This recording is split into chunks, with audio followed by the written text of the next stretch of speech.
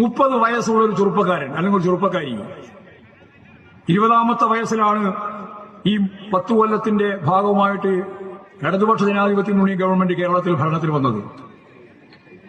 ആ ചെറുപ്പക്കാരന്റെ 20 വയസ്സുവരെയുള്ള ജീവിതം, ആ ജീവിതത്തിൽ നിന്ന് കഴിഞ്ഞ 10 കൊല്ലക്കാലത്തെ ജീവിതവുമായിട്ടൊന്ന് താരതമ്യം ചെയ്യും. ഒന്ന് താരതമ്യം ചെയ്ത് നോക്ക്.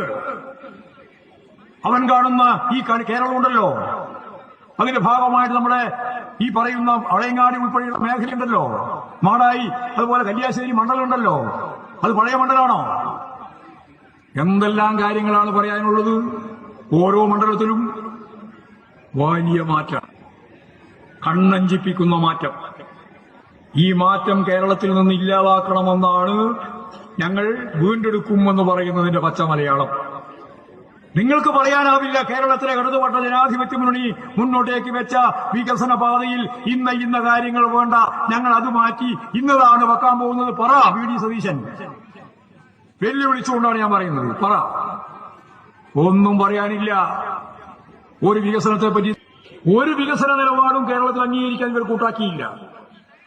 വിഴിഞ്ഞം പദ്ധതി വന്നപ്പോ, വിഴിഞ്ഞം പദ്ധതി നടന്നുകൊണ്ടിരിക്കുമ്പോഴാണ്, അത് ഉമ്മൻചാണ്ടിയുടെ കാലത്താണ് അതിന് കരാറൊക്കെ ഉണ്ടാക്കിയത്, അതിന്റെ വിമർശനം ഞങ്ങൾക്കുണ്ട്.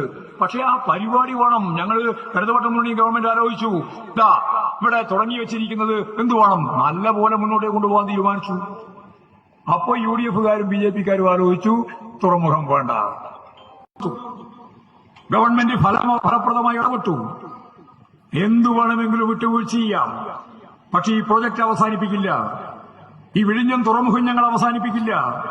പോലീസുമായിട്ട് നേരിട്ട് ഒരു പോർട്ട് അത്യപൂർവം ഈ ഇന്ത്യയിൽ എവിടെയില്ല. ലോകത്താ ഞാൻ പറഞ്ഞത്, അത്യപൂർവം ഇന്ത്യയിൽ എവിടെയില്ല. ഇപ്പൊ തന്നെ വരാൻ സൗകര്യമുണ്ട്, അതിന് ബർത്തുണ്ട്. അതിപ്പോൾ 2, 3, 4